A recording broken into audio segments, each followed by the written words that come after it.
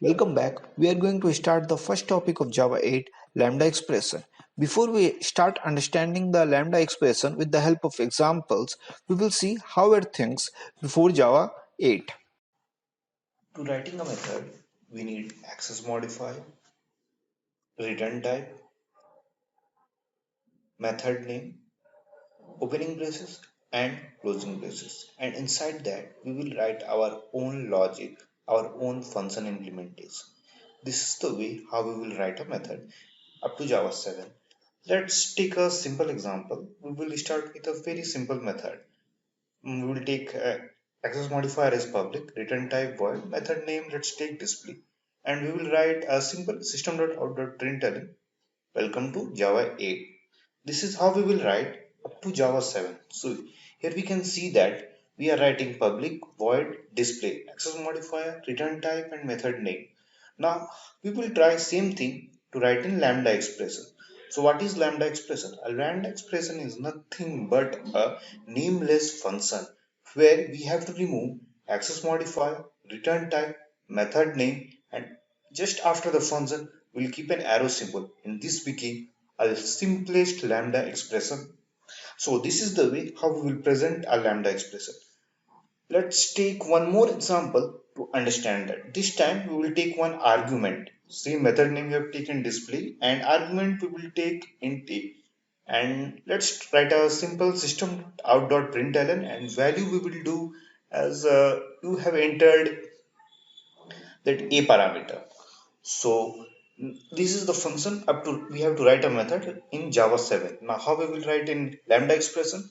We have told you we will use exactly the we have done in the previously. We will remove access modifier, return type, method name. After the function, we'll keep an arrow symbol. See, this is the way we have taken written lambda expression a method. Let's take one more example and we will this time we will pass two parameter and we will add those two values, and this time we will change from return type void to int. We have passed two parameter int a int b and we will return a plus b. So this is the way how we will write up to Java 7. Now again we have to use that one in lambda expression. How we will do exactly we have done in the previous way. We'll remove access modifier, return type, method name, and we'll put an arrow symbol. See, it is that much simple. It became a lambda expression. Let's take one more example to be little bit more clarity. Okay, this time what we will do, we will multiply three values. We pass three different arguments and we have, this time we have written return parameter a into b into c. Let's move it into the in a lambda expression. So how we will do? We will use the exactly same process as we have done in the previously. We have removed all those things and just after the function we have put an arrow symbol. Now this became a lambda expression. Let's take one more example to be a little bit more understanding. This time what we will do, we will we will take a string as a parameter and we will return the length of that parameter. So what we will do, we will return string s dot get length, s dot length parameter, and this is the way we will change. Let's how we will write in a lambda expression exactly in the previous ways we have done. We will remove access modifier, return type, and method name, and we will put an arrow symbol in that. That's it. It became a lambda expression. Let's take one more example, and in this example what we will do, we will take parameter as an int array type. We will iterate those value and after that we will return the sum of those values. So how we will do that?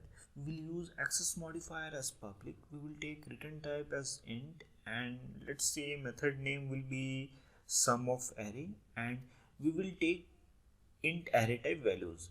And what we will do, we will with the help of for each loop we will iterate those values and we will return the sum of those values. So we have used int sum equal to 0. For each loop we have used in there we type variable type value, and we are iterating those arrow values and we are saving that value in the sum variable. After that we will return the sum value. That's how we will do. Now how we will try to do that same implementation in the lambda expression.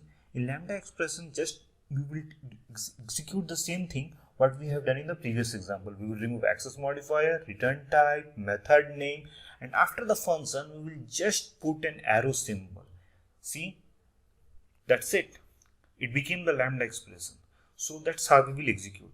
So guys, this is the end of this video. In the next video, we will talk about what is functional interface and how we will use lambda expression in a real-time examples, and we will try to optimize the code of lambda expression. Thank you.